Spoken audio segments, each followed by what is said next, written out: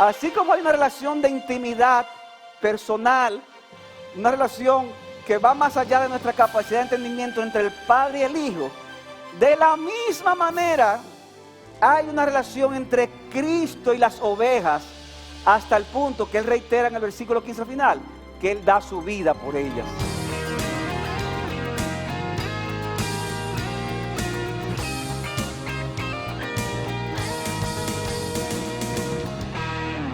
Juan capítulo 10, los versículos 1 al 21.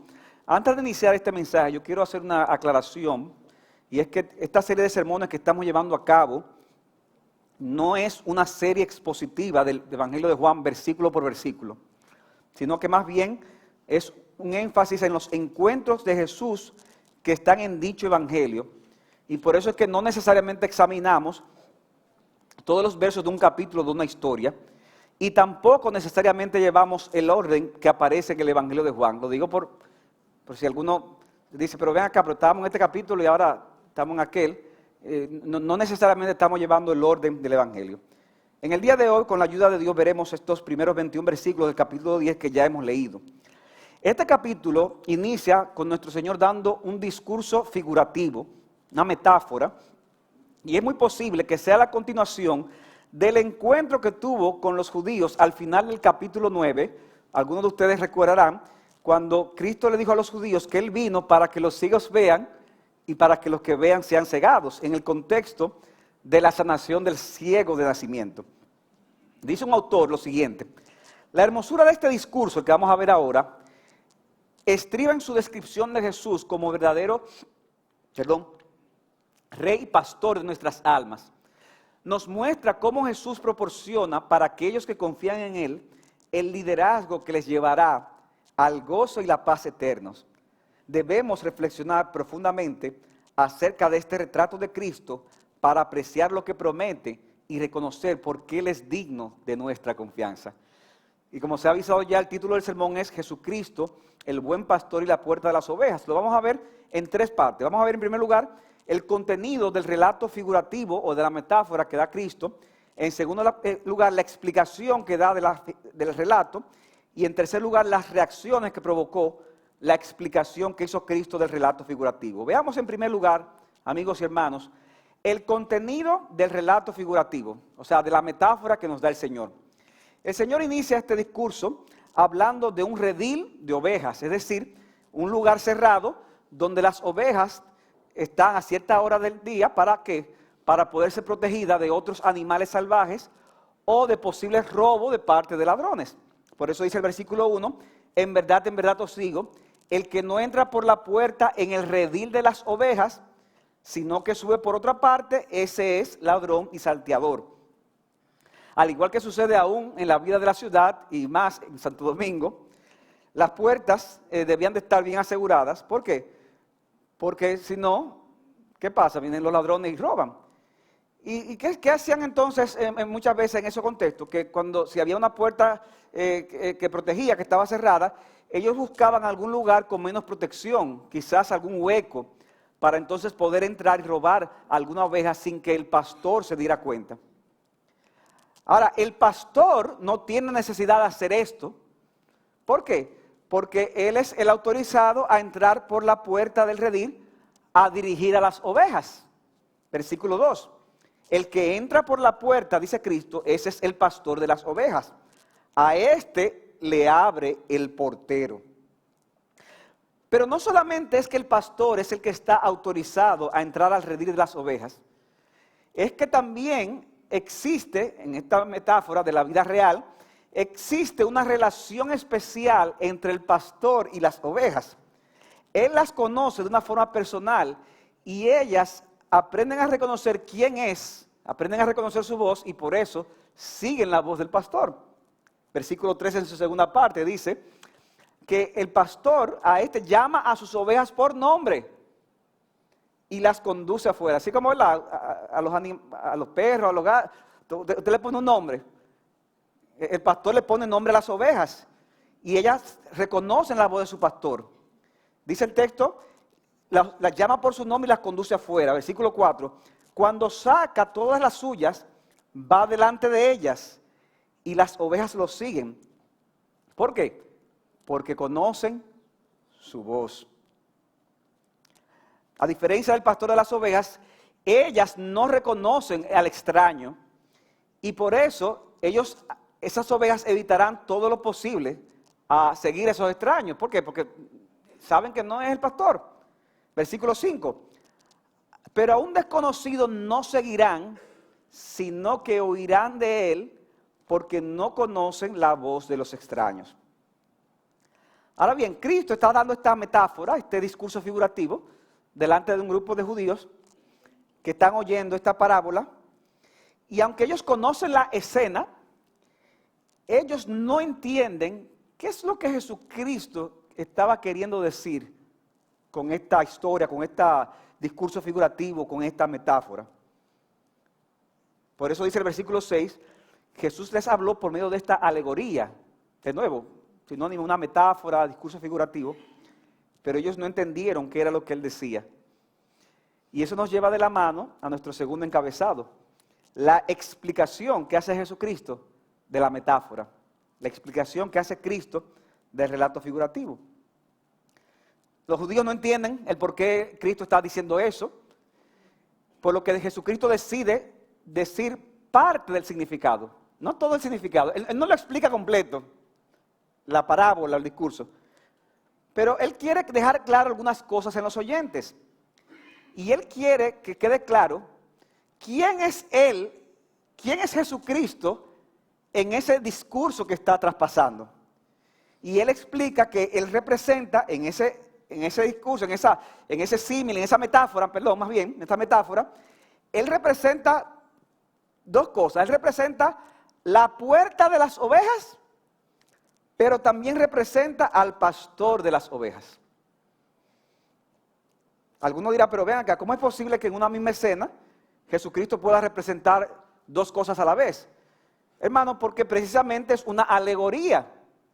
Y en las alegorías lo que se busca es transmitir ciertas verdades principales que no tendrían sentido si usted pudiera tomarla de una manera literal. Hay personas que cuando ven alegorías en la Biblia o ven parábolas, ustedes ven que quieren interpretar hasta el más mínimo detalle. Y eso puede traer una interpretación desbalanceada o hasta incorrecta.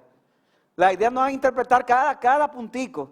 La idea es ver, oye, cuáles son las verdades principales que quiere transmitir el autor, el escritor bíblico o el que está narrando eso. ¿Qué es lo que quiere que las personas se lleven? Y por eso da el discurso. Tenemos que tener cuidado. Por eso alguien decía que hay que tener cuidado con el hecho de alegorizar lo que la Biblia explica de una manera llana. Pero hay que también tener cuidado con ser muy literal lo que la Biblia en algunas partes quiere transmitir como un lenguaje figurado. Cada género literario hay que respetarlo. Y en ese sentido Jesucristo, como acabo de decir, representaba dos cosas en la misma historia. La puerta de las ovejas y el pastor de las ovejas. Versículo 7. Entonces Jesús le dijo de nuevo, en verdad os digo, yo soy la puerta de las ovejas. Y con esta declaración Cristo está diciendo que para poder entrar al verdadero redil, óyeme bien, si estás aquí y no has escuchado esto antes, y si lo escuchaste, óyelo de nuevo. Para poder entrar al verdadero redil del Señor, solamente es posible por medio de Jesucristo. No hay otras puertas, sino solo una. Dice que todos los caminos llevan a Roma, pero un solo camino lleva al cielo. Dice Cristo, yo soy el camino, la verdad y la vida. Nadie viene al Padre sino por mí. Hay un solo camino, mis hermanos y amigos. Hay una sola puerta de entrada y esa puerta es nuestro Señor Jesucristo. Cristo entonces habla de otros que quisieron identificarse como pastores de este redil, pero eran falsos y por lo tanto las verdaderas ovejas lo rechazaron. Versículo 8, todos los que vinieron antes de mí son ladrones y salteadores, pero las ovejas no le hicieron caso.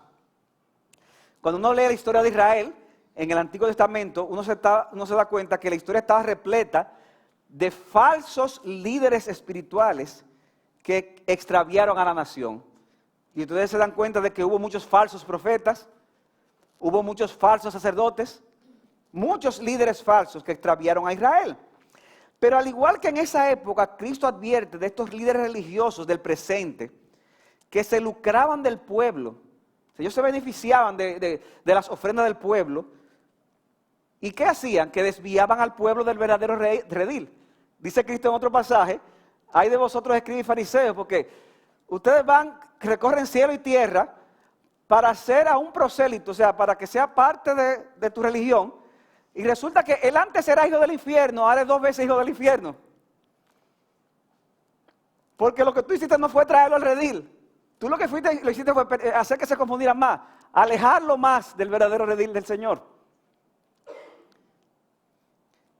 Pero las ovejas verdaderas, dice Cristo, no les hacen caso a estos falsos pastores.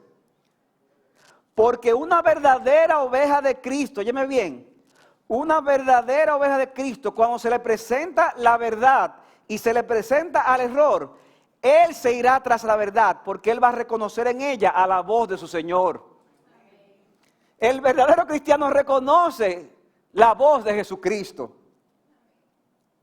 En Jeremías 23, del 1 al 2, Dios le hace esta advertencia a los falsos pastores, que había en esa época, hermanos, y que hay al día de hoy.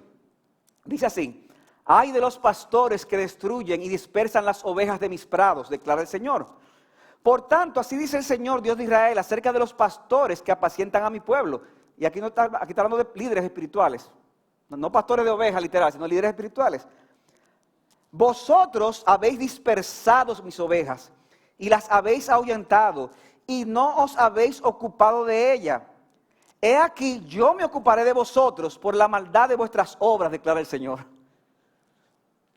Como ustedes no se ocuparon de mis ovejas, sino que las extraviaron, entonces yo me voy a ocupar de ustedes. Pero no para bien, no, como juicio por lo que ustedes hicieron.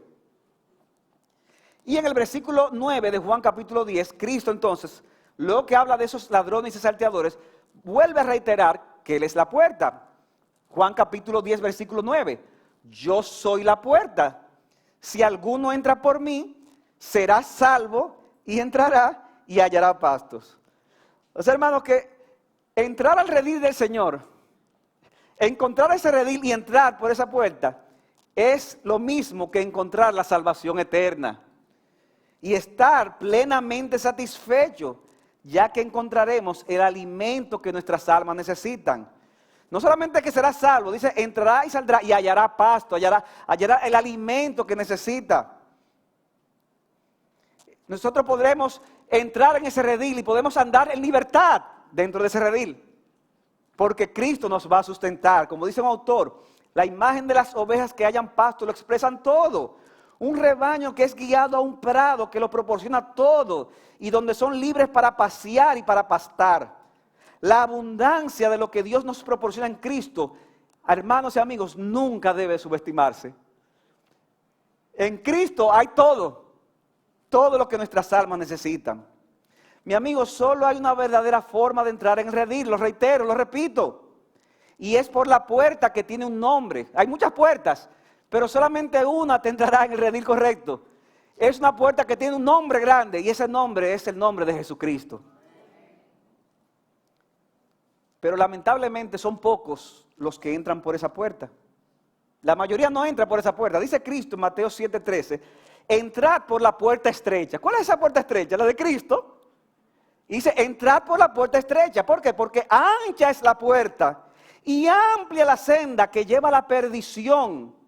Y muchos son los que entran por ella. Porque estrecha es la puerta y angosta la senda que lleva a la vida. Y pocos son los que lo hallan.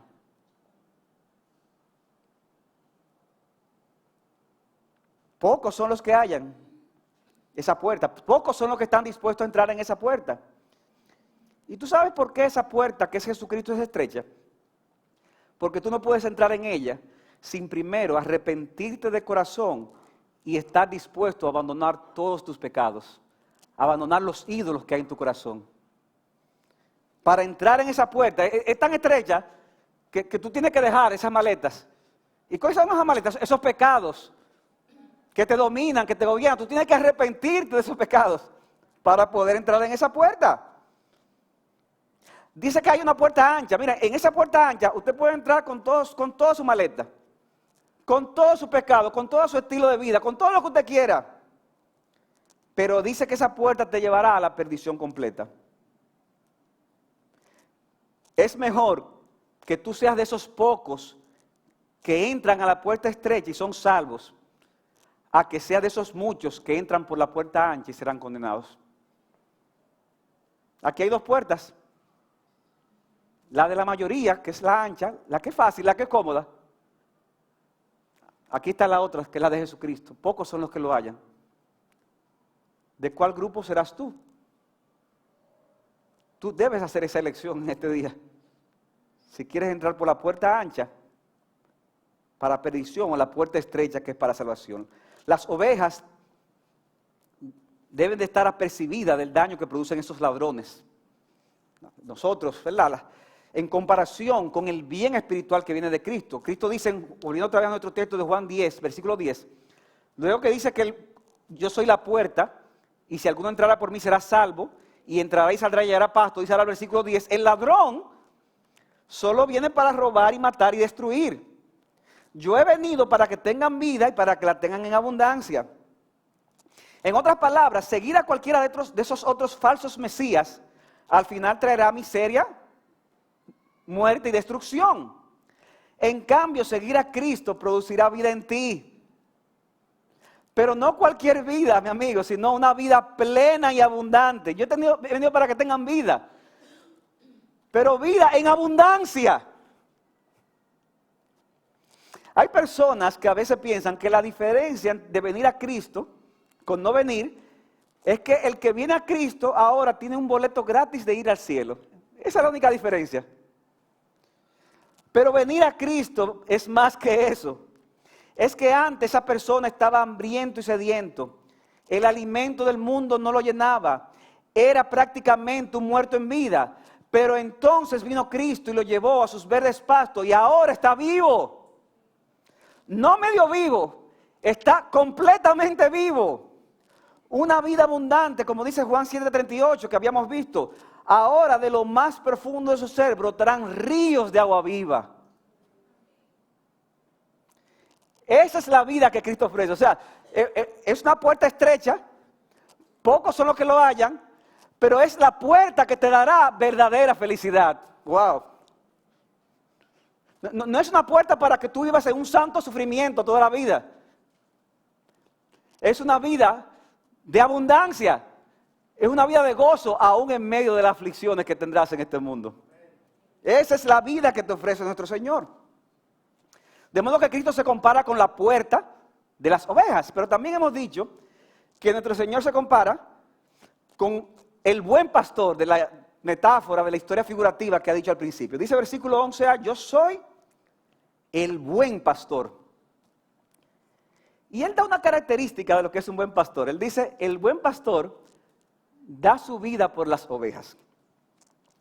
De modo que el buen pastor no solo alimenta a las ovejas, no solo los guía por el camino correcto, no solo los cura de sus heridas, no solo los defiende de los peligros, sino que lo más grande que hace ese buen pastor es dar su vida por esas ovejas. Hermano, piensa en un momento en esto que acaba de decir Cristo. No esta expresión, el buen pastor da su vida por las ovejas, qué lindo, qué bello. Mire, hermanos, esto es una expresión que suena hermosa, pero es fuerte. Es fuerte. Un pastor de ovejas pudiera estar haciendo un buen trabajo cuidando y sacrificándose por las ovejas, pero no necesariamente eso implica que esté dispuesto a dar su vida por ellas. Son dos cosas distintas. Como dice un autor, seguro que esto que dice Cristo no era muy común entre los pastores de Palestina. O sea, no piensen que esos pastores de Palestina hacían esas cosas. No, dice él, seguro que esto no era muy común. Pero sí es la característica distintiva de Jesús.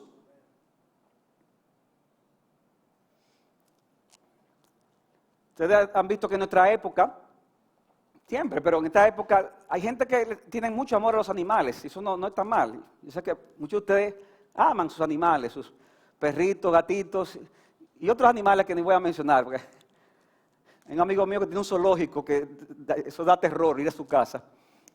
Pero hay gente que desarrolla una relación con sus animales. Sí.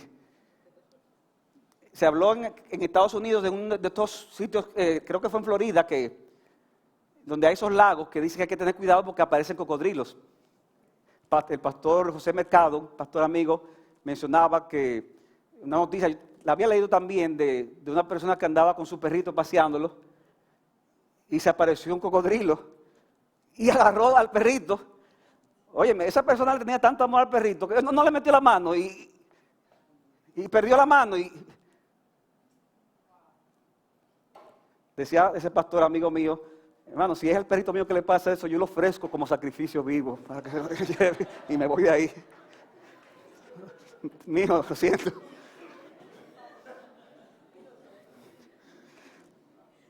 Porque eso no es muy común, dar la vida por un animal, por más que lo quiera. Pero sí es la característica distintiva de Jesucristo. El cuidado, por eso usa esta metáfora, dice este autor, el cuidado y el amor que Él tiene por las ovejas, por ti y por mí, hermano, lo lleva a dar su vida por ellas. Además, cuando el pastor palestino estaba defendiendo sus ovejas, si moría por ella era por un accidente, no porque estaba literalmente dispuesto a dar su vida, porque el propósito del pastor era vivir para ellas, no morir por ellas. Sin embargo, Jesús había venido para morir por sus ovejas. De hecho, en la Misna, que es un documento legal de los judíos, había directrices con respecto a los pastores que se le pagaban y decía, bueno, si tú te das un rebaño y viene un lobo, si es un solo lobo, tú lo defiendes. Si son dos, mándate a correr. Porque como quiera que sea, si te matan los lobos, ¿qué van a hacer después? Van a acabar con las ovejas. Entonces, mejor que esté vivo. Pero con Cristo no fue así, Él vino a morir. Por eso es que la comparación entre el pastor asalariado que hace Cristo y Él como buen pastor es una comparación, es un contraste profundo. Versículo 12, el que es un asalariado y no un pastor, que no es el dueño de las ovejas, ve venir al lobo y ¿qué hace? Abandona las ovejas y huye. Y el lobo las arrebata y las dispersa. Mire, muy fácil leer ese texto y decir, wow, ¿cómo un asalariado hace eso? Hágalo usted. Usted ahí a ver qué usted va a hacer. Él huye, dice, porque solo trabaja por el pago y no le importan las ovejas. Como esas ovejas no le pertenecen y él tan solo actúa como un empleado, él prefiere evitar el peligro mortal que conlleva defender dichas ovejas. Hermano, eso suena hasta lógico. Él trabaja porque necesita la paga, no porque tenga una relación especial con las ovejas. Él es un empleado. Y ustedes saben qué es lo que pasa. Por lo regular a los empleados le duelen menos las cosas que a los dueños. Eso pasa, imagínense con las ovejas. Esas ovejas al final no le pertenecen, ellas tienen otro dueño.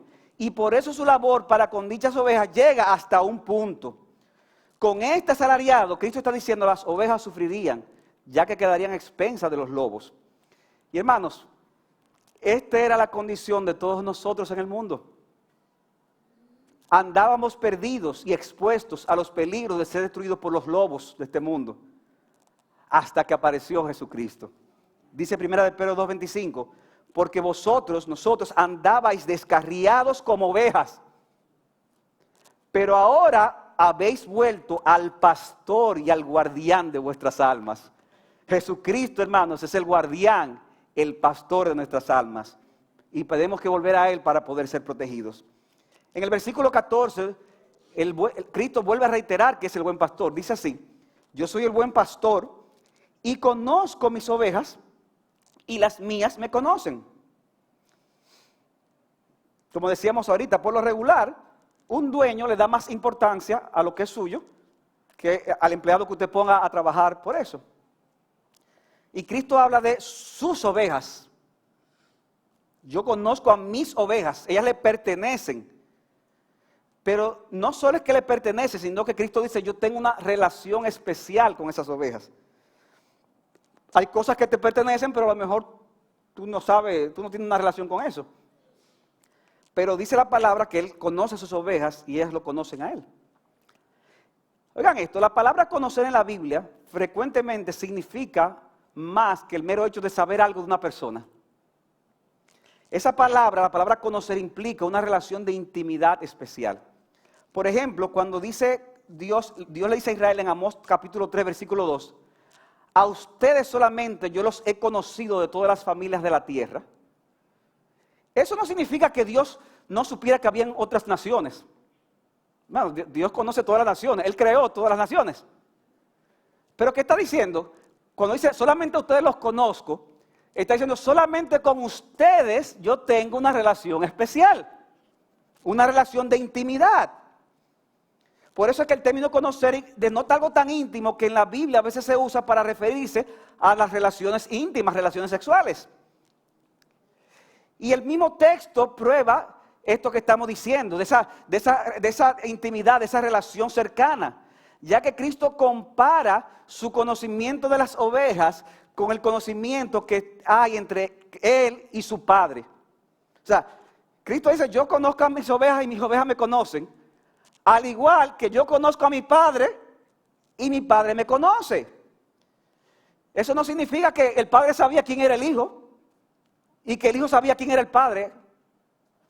Eso significa que así como hay una relación íntima y personal entre el Padre y el Hijo, y bueno, esto es profundo, esto que estamos diciendo, así como hay una relación de intimidad personal, una relación que va más allá de nuestra capacidad de entendimiento entre el Padre y el Hijo, de la misma manera hay una relación entre Cristo y las ovejas, hasta el punto que Él reitera en el versículo 15 al final, que Él da su vida por ellas. Por eso, hermanos, es que Cristo más adelante, en Juan 17, cuando le ora al Padre, Él dice lo siguiente, Juan 17, 24, escuchen, Padre, yo quiero que los que me has dado estén también conmigo donde yo estoy, para que vean mi gloria, la gloria que me has dado, porque me has amado, tú me has amado desde antes de la fundación del mundo. Oh Padre justo, aunque el mundo no te ha conocido, no tiene esa relación contigo, yo te he conocido. Y estos han conocido que tú me enviaste. Yo les he dado a conocer tu nombre y lo daré a conocer para que el amor con que me amaste, el amor con que tú me amaste, esté en ellos y yo esté entonces ¿en quién? En ellos. ¿Ustedes ven la conexión? Esa intimidad entre el Padre y el Hijo, ahora por ser ovejas de Cristo, está entre el Hijo y nosotros. De modo que podemos tener comunión con el Padre.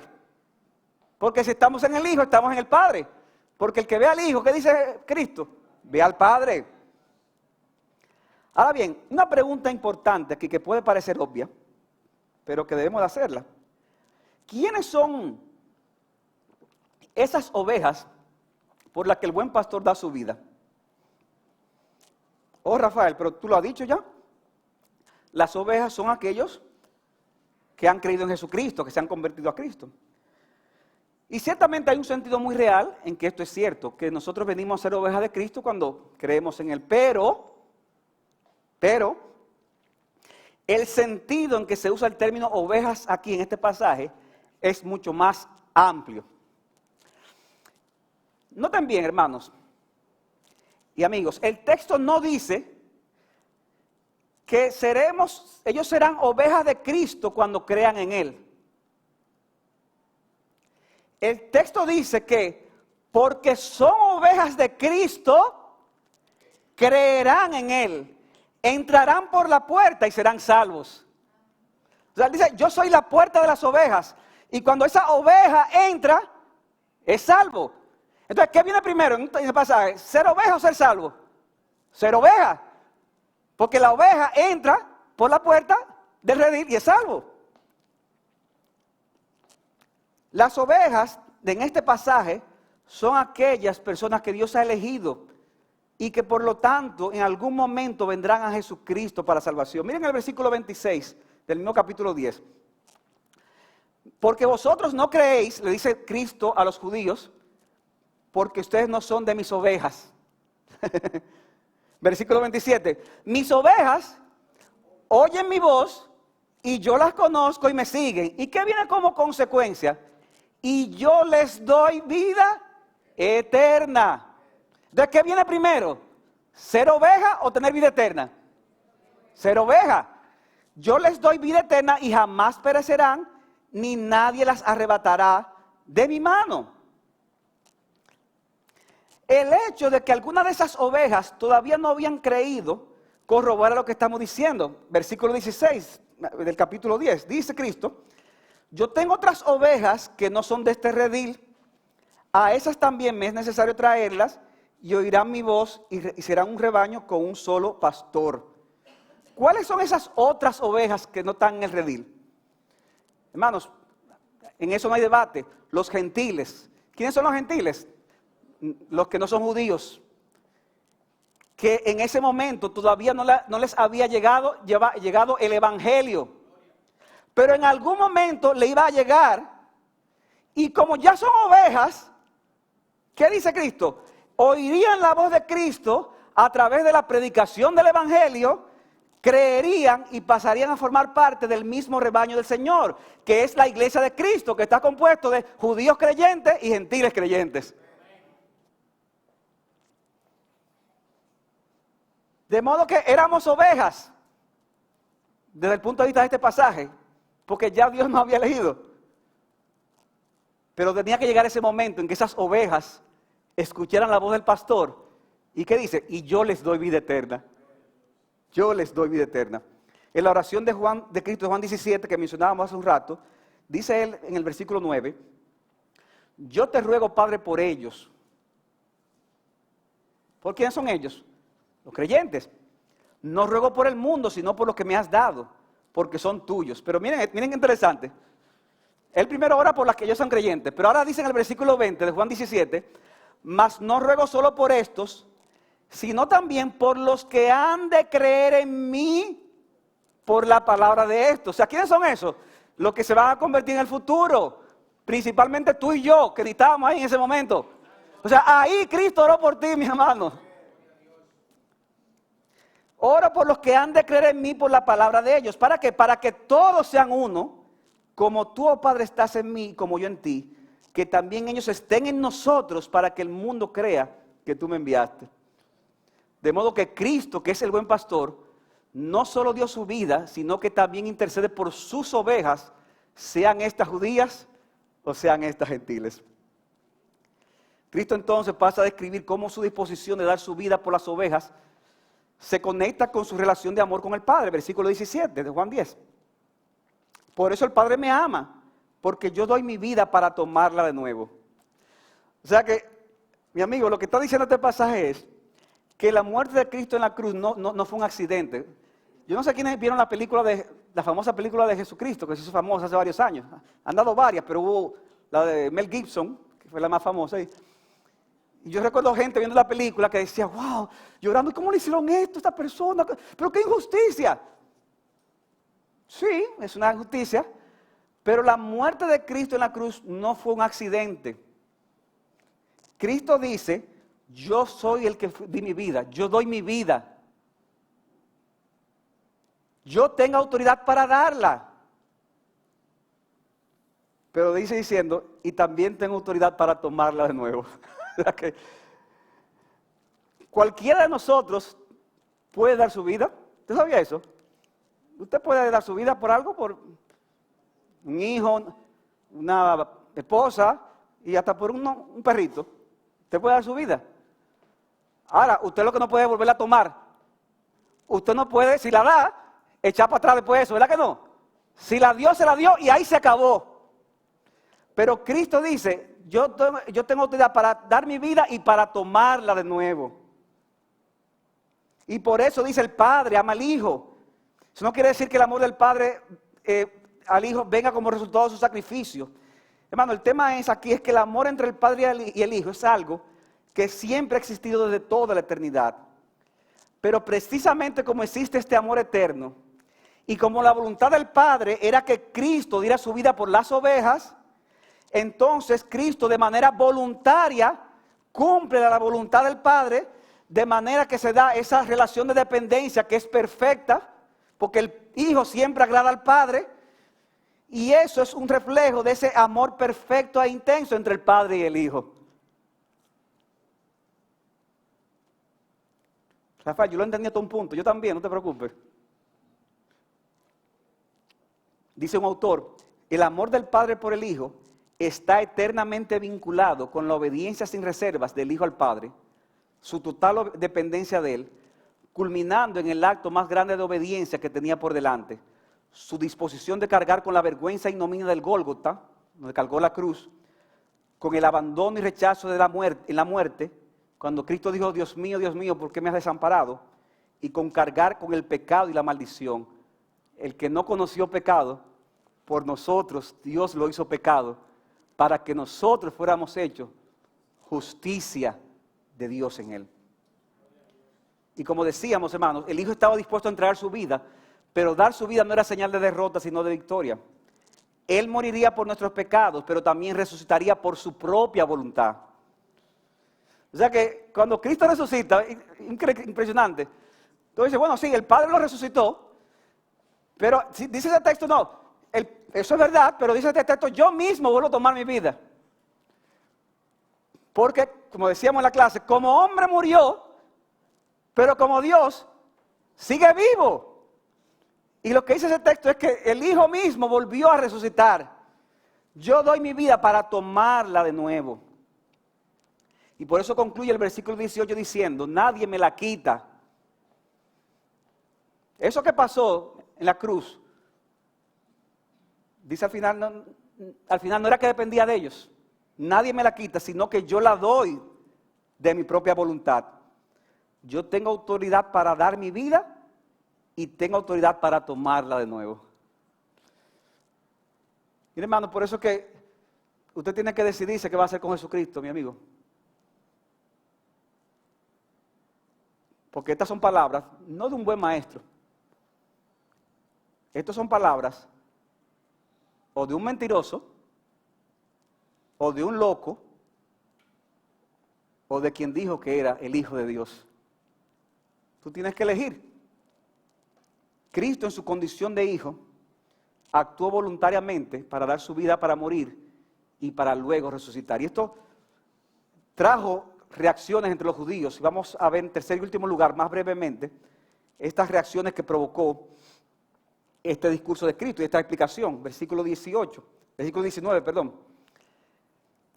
Dice el texto que se volvió a suscitar una división entre los judíos por estas palabras. Y la división consistió principalmente en dos grupos. Hubo un grupo que reaccionó de una manera blasfema y temeraria. Y hubo otro grupo que reaccionó de una manera más sensata. El primer grupo que reaccionó de una manera blasfema y temeraria dijo el versículo 20, y muchos de ellos decían, tiene un demonio, está loco. ¿Por qué le hacéis caso? Y, hermanos, pónganse en el lugar, o sea, esos no son como esa pintura que estaba el Señor hablando, que parecía un ángel con una, ¿cómo se llama lo que está arriba? Una eso mismo.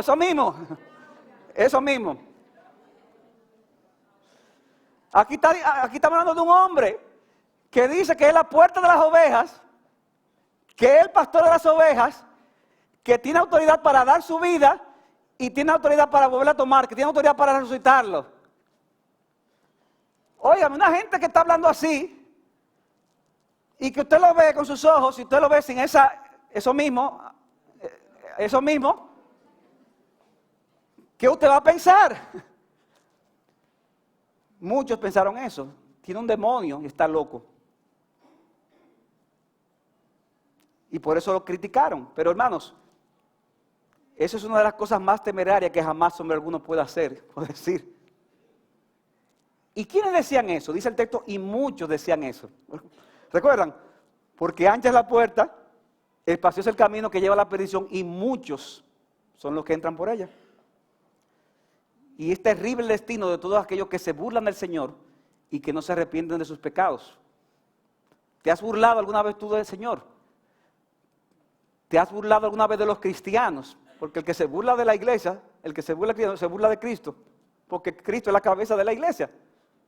Si es así, entonces arrepiéntete de tus pecados. Que el Señor perdonará todas esas burlas, como perdonó a algunos de los que lo crucificaron. Ahora, hubo otra reacción que fue más sensata, versículo 21. Otros decían, estas no son palabras de un endemoniado. O sea, ellos no entendían del todo lo que estaba diciendo, pero dice, pero endemoniado no es. Además, ¿puede acaso un demonio abrir los ojos de los ciegos? Porque recuerden que ellos habían sido testigos del ciego de nacimiento que había sanado. Por lo tanto, este grupo razonó mejor.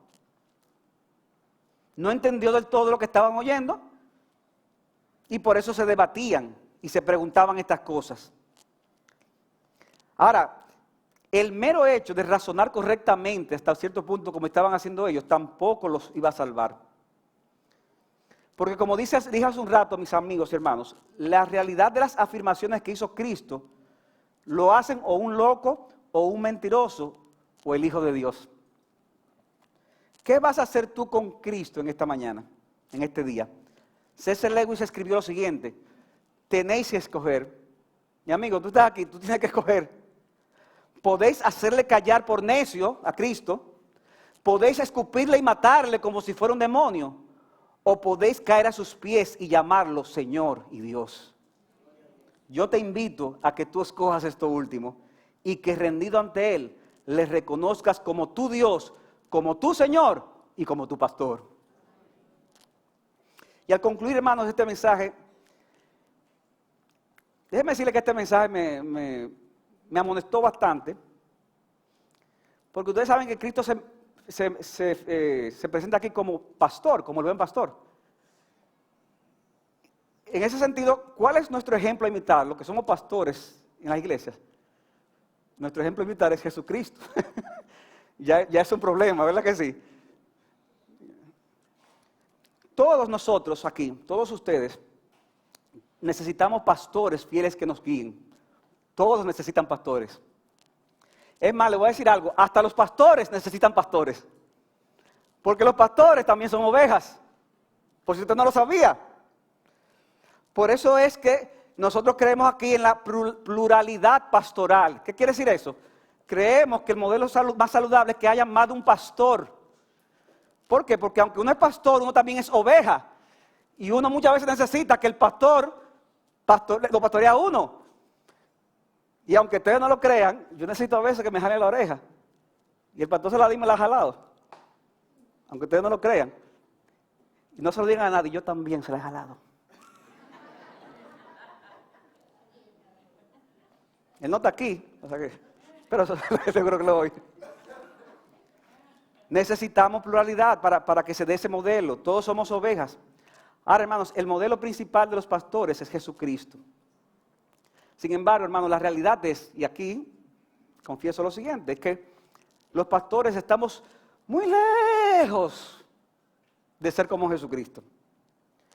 Porque también tenemos que luchar con nuestros propios pecados y reconocer nuestras propias debilidades. Si tú estás aquí en esta mañana y tú eres alguien que aspira a hacerte miembro de esta iglesia eventualmente, qué bueno, qué bendición. Sin embargo, te advierto que muy posiblemente, tarde o temprano, tú te vas a dar cuenta de lo que estamos hablando. Tú te vas a dar cuenta que los pastores no son perfectos, que los pastores se van a equivocar, que los pastores van a pecar. Tú lo vas a ver en nuestras vidas. Entonces, no quiero que te idealices lo que no es. Claro que un pastor fiel también será un ejemplo en la manera en que reconozca sus faltas, ¿verdad? Y será un ejemplo en que esforzarse por crecer cada día en la gracia y el conocimiento de Jesucristo. Pero mi punto, hermanos, es que aunque los pastores debemos esforzarnos por ser un ejemplo de la grey, al final cuidado con idealizarlos, porque si no te vas a desilusionar. Pongan su confianza más bien en el gran pastor de las ovejas que es Jesucristo. Él es un pastor que nunca les fallará. siempre los consolará y siempre los protegerá. Él siempre va a estar ahí para ustedes, hermanos. Dice Ezequiel capítulo 34, leo algunos versículos, porque así dice el Señor Dios. He aquí yo mismo, no un pastor Eduardo Saladín o cualquier otro, no. Yo mismo buscaré mis ovejas y yo mismo velaré por ellas.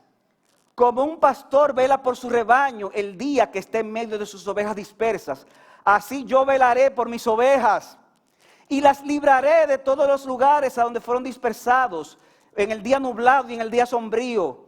Yo los apacentaré en ricos pastos, yo apacentaré a mis ovejas y las llevaré a reposar, declara el Señor.